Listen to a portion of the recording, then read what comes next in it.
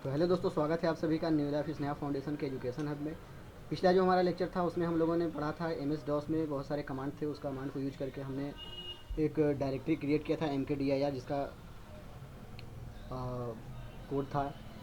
Formula बहुत सारे हम लोगों ने यूज़ किया था, कमांड्स हम लोगों ने यूज़ किया था और नया डायरेक्टरी बना करके उसे डिलीट करने का, रीनेम करने का और उसे कॉपी करने का हम लोगों ने पिछले लेक्चर में हम लोगों ने पढ़ा था। तो आज का जो वीडियो है उसमें हम लोग पढ़ेंगे कि किस तरह से फ़ोटोशॉप में हम लोग फ़ोटोशॉप को यूज़ करते हैं, फ़ोटो किस तरह से एडिटिंग करते हैं। ये सारी चीज़ें हम लोग पढ़ेंगे फ़ोटोशॉप में। सबसे पहले आपको स्क्रीन पर आपके दिख रहा होगा, ये मैं अभी आपको दिखाता हूँ। हमारे पास दो चीज़ें हैं, एक आप देख पा रहे होंगे, ये हमारे पास एक बैकग्राउंड है और ये हमारे पास एक फ़ोटो है। अभी हमें करना है कि इस फ़ोटो को हमें एडिट करके इस बैकग्राउंड के ऊपर लेकर के जानी है। तो कौन से ऑप्शन को यूज़ करते हैं हम और किस ऑप्शन से क्या होता है, कैसे इस फ़ोटो की बैकग्राउंड को हम काटेंगे, किस तरह से इस फ़ोटो को हम रोटेट करेंगे, किस तरह से फ़ोटो को हम और क्लियरिटी में, इसके स्पार्कनेस में, इसका लाइट में जो भी चीज़ें बढ़ानी हो उसको कैसे इस तरह से करेंगे, सारी चीज़ें हम इसमें पढ़ेंगे।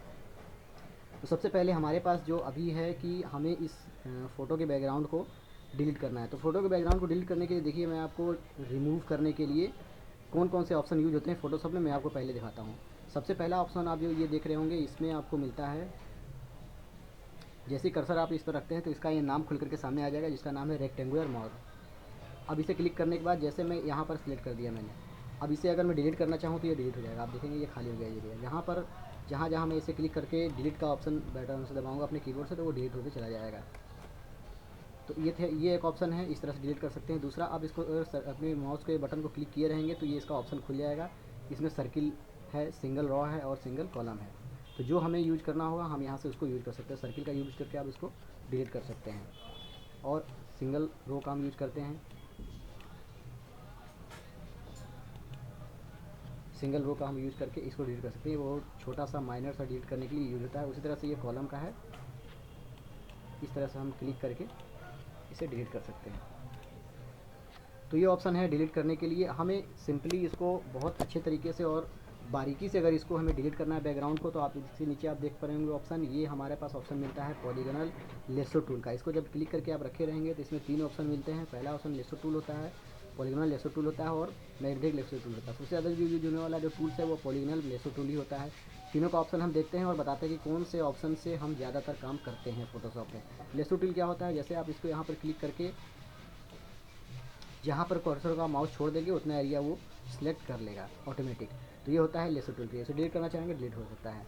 उसके नीचे आप देखेंगे पॉलीगोनल लेसो टूल।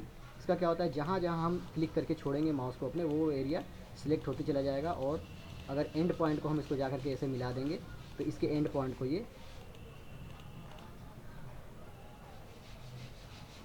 ये घेर लेगा। उसके बाद अगर डिलीट का ऑप्शन लगाएंगे तो ये ऑप्शन डिलीट हो जाएगा।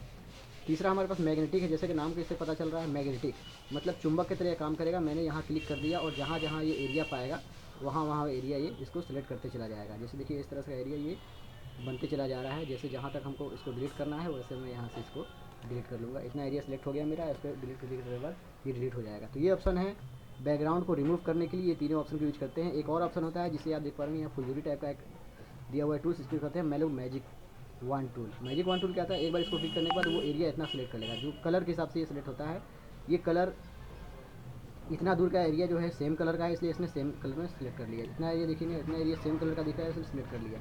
ये एरिया पूरा सेम कलर का दिख रहा है जो उसे सेलेक्ट कर लिया। उसे डिलीट करने के बाद ये ऑप्शन पूरी तरह से डिलीट हो जाएगा। ये एरिया सेलेक्ट है, इसको डिलीट करेंगे, ये डिलीट हो जाएगा। तो इस तरह से हम मैजिक वन टूल का यूज़ करके फ़ोटो के बैकग्राउंड को टूल को रिमूव करते हैं। तो सबसे जो आसान और सबसे जो अच्छा तरीका है डिलीट करने का बैकग्राउंड को, वो हमारे पास है पॉलीगोनल लेसो टूल। ठीक है, पॉलीगोनल लेसो टूल में क्या होता है, जहाँ जहाँ पर, जैसे कि मैंने आपको बताया था, जहाँ जहाँ पर मैं क्लिक करूँगा वो एरिया सेलेक्ट होते चला जाएगा और ये डिलीट कर देगा। चलिए इसको अब बेहतरीन तरीके से और इस खूबसूरती के साथ इसे डिलीट करते हैं।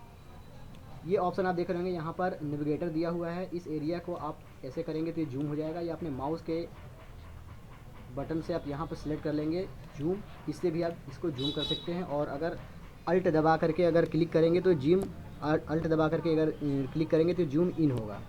ठीक है, तो इस तरह से हम जूम इन और जूम आउट करते हैं। डायरेक्ट हमें करने के लिए हम यहाँ से इसको ऑप्शन को यूज़ करते हैं। बारीकी से बैकग्राउंड को डिलीट करने के लिए हम इसके फेस को पूरी तरह से सिलेक्ट कर लेते हैं और जिस एरिया को हमें डिलीट करना है उस एरिया को हम ऐसे इस तरह से सिलेक्ट करते चले जाएंगे और वो एरिया ऐसे सिलेक्ट होते चला जाएगा और ये बेहद बहुत ही खूबसूरती के साथ बैकग्राउंड इसका रिमूव होगा और जो हमारा फ़ोटो है वो फ़ोटो अच्छे तरीके से हमारे पास सामने की दिख करके आएगा।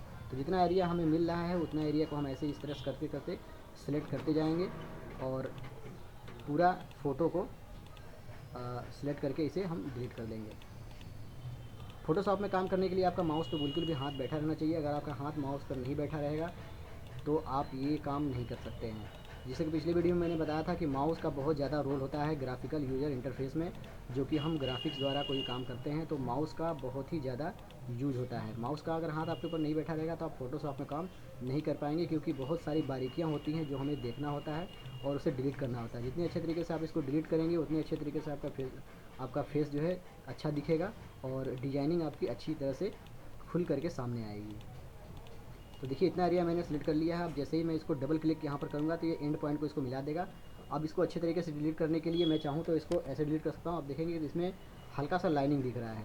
मैं चाह रहा हूँ कि ये लाइनिंग ना दिखे और ये फिदर टाइप में दिखे ताकि समझ में ना आए। तो कंट्रोल जेड करता हूँ इसको और मैं फिर से इस पर राइट क्लिक करूँगा और यहाँ ऑप्शन देखेंगे फीदर का ऑप्शन पर जैसे क्लिक करेंगे तो 1 2 3 4 जितना फीदर हम बढ़ाते चले जाएंगे उतना फीदर पर ये फीदर फ़ोटो के अंदर घुसता चला जाएगा और वो खूबसूरती के साथ उसका बैकग्राउंड कटिंग होगा।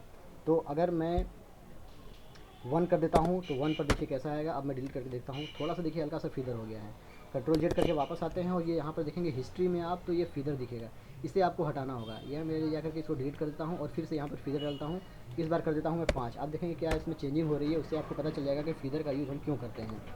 देखिए फीदर का यूज़ मैंने किया 5, इस बार मैंने रखा तो देखिए बहुत ज़्यादा फीदर ही कर दिया इसके फ़ोटो को और ये अच्छा नहीं लग रहा है। तो हमें अपने दिमाग से सोचना होगा कि डिजाइनिंग बनाते समय कितना हम फीदर रखें तो कितना अच्छा फ़ोटो क्लियरिटी आए। ये डिपेंड करता है आपके फ़ोटो के पिक्सल के ऊपर। जितना अच्छा पिक्सल होगा उतना ज़्यादा आपको फीदर रखना पड़ेगा। अगर पिक्सल आपकी कमज़ोर रहेगी तो फीदर आपको कम रखना पड़ेगा। तो यहाँ पर फीदर मैं कम रखूँगा क्योंकि पिक्चर की क्वालिटी थोड़ी सी लो है, इसलिए मैं फीदर यहाँ पर केवल 1 करूँगा या 2 भी कर सकते हैं। 2 पर भी थोड़ा सा बेहतर और दिखेगा। 2 फीदर करने के बाद मैं इसे डिलीट करूँगा। आप देखिए बहुत अच्छे तरीके से फ़ोटो हमारा सामने आ गया। अब हम इसे थोड़ा सा मिनिमाइज़ करके देखते हैं, ज़ूम आउट करके देखिए बहुत अच्छे तरीके से ये दिख रहा है हमारा फ़ोटो। तो इस तरह से हमें करना क्या है कि सारे बैकग्राउंड को इस तरह से रिमूव करना है। रिमूव करने के बाद हम इस फ़ोटो को दूसरे वाले बैकग्राउंड पर सेट करेंगे। तो चलिए बैकग्राउंड को रिमूव करते हैं।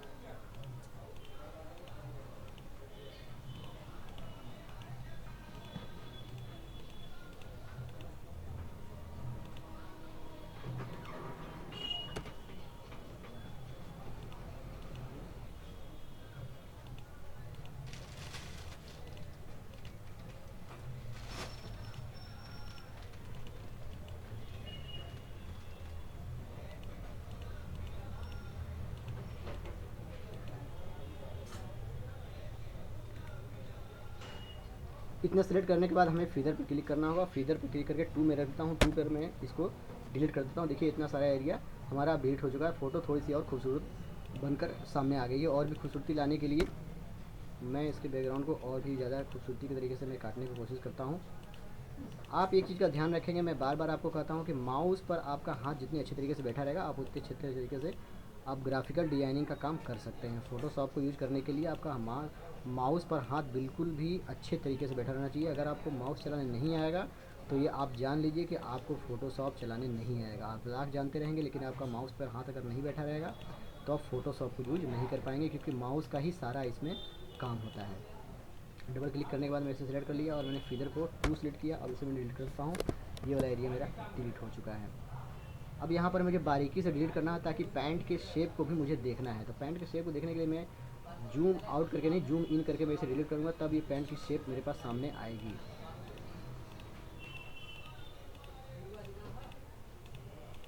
जूम करके डिलीट करने से फ़ायदा ये होता है कि हमारे पास जो फ़ोटो होती है उसका शेप हमें नज़र आता है और हम उसे अच्छे तरीके से बारीकी के साथ उसे डिलीट कर पाते हैं। इतना एरिया मैंने सेलेक्ट कर लिया। अब इस एरिया को सेलेक्ट करने के बाद मैं इसके एंड पॉइंट को मिला दूंगा। आप ध्यान रखेंगे हल्का सा अगर पैंट इसके अंदर सेलेक्ट होगा तो बहुत ज़्यादा मायने नहीं रखेगा, उससे आप अगर जूम आउट करेंगे तो वो नज़र उतना नहीं आएगा। दूर से देखने पर फ़ोटो जो है पिक्सल उसकी कम हो जाती है, जिसकी वजह से जो कटिंग वाला एरिया है वो हमें समझ में नहीं आता है कि वो ज़्यादा कटा है या कम कटा है। इसका आपको ध्यान नहीं देना है। फीदर मैं यहाँ पर 2 कर देता हूँ। इस बार मैंने इसको डिलीट कर दिया। अभी ये भी हमारे पास डिलीट हो चुका है। अब थोड़ा सा इसको जूम,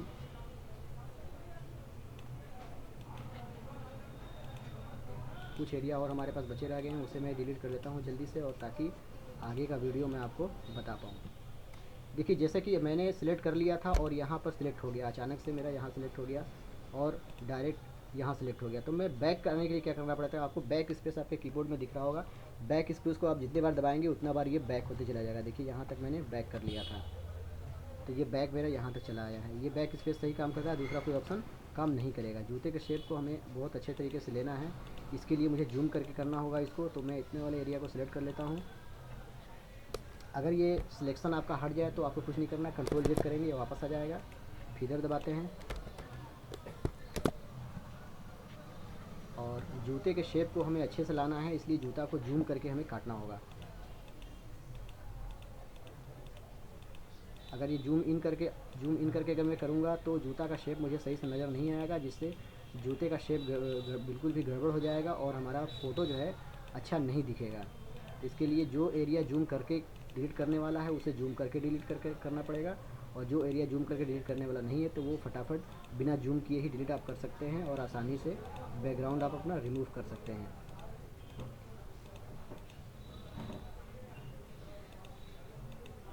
तो जूते का शेप मेरा इतना सिलेक्ट हो चुका है, मैं इसे एंड पॉइंट को मिला देता हूँ। फीदर इसका मैं 2 कर देता हूँ, डिलीट कर देता हूँ। ये एरिया मेरा जूता का शेप डिलीट हो चुका है।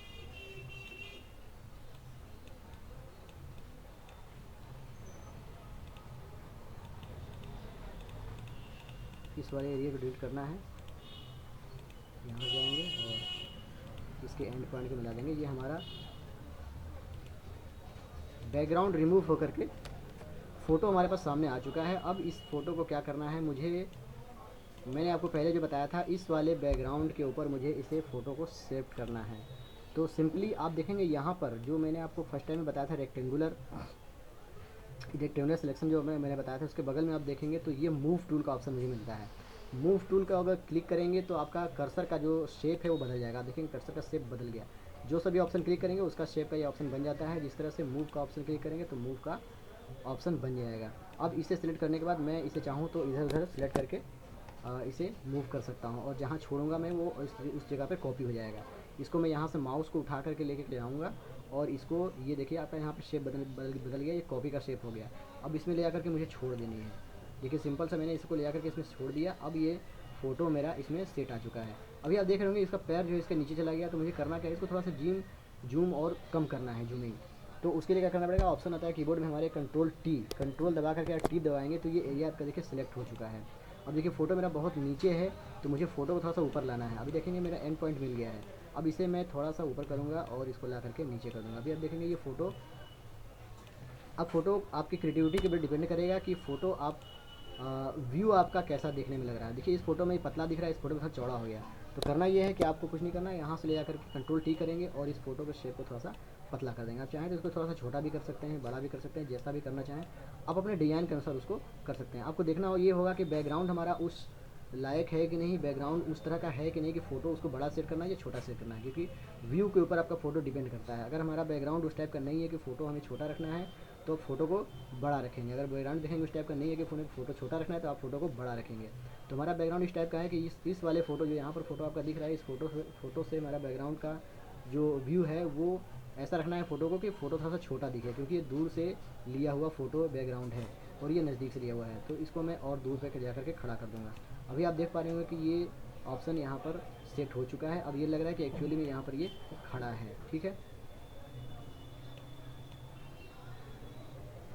आप अपने व्यू के अनुसार से आप सेट कर सकते हैं, जैसा आपको अच्छा लगे वैसे आप सेट करके इसको बना सकते हैं। तो इस वीडियो में हम लोगों ने जाना कि किस तरह से फ़ोटो के बैकग्राउंड को काटते हैं और फोटो के बैकग्राउंड का दूसरे बैकग्राउंड में किस तरह से सेट करते हैं, कौन कौन से ऑप्शन हम यूज़ करते हैं फ़ोटो के बैकग्राउंड काटने के लिए। बाकी जो टूल्स बचे हुए हैं उस अगली वीडियो में हम इस सारे टूल्स का यूज़ करेंगे और बताएंगे आगे की, और इसमें क्रिएटिविटी और कर सकते हैं किस तरीके से, और इस फ़ोटो को और भी अच्छे तरीके से बना सकते हैं। इसको कलर दे सकते हैं, दूसरे कलर में चेंज कर सकते हैं, ब्राइटनेस दे सकते हैं, कॉन्ट्रास्ट दे सकते हैं। ये सारी चीज़ें नेक्स्ट वीडियो में हम लोग कवर करेंगे। इस वीडियो में इतना ही। न्यू लाइफ स्नैप फाउंडेशन की तरफ से आप लोगों को बहुत बहुत धन्यवाद इस वीडियो के लिए।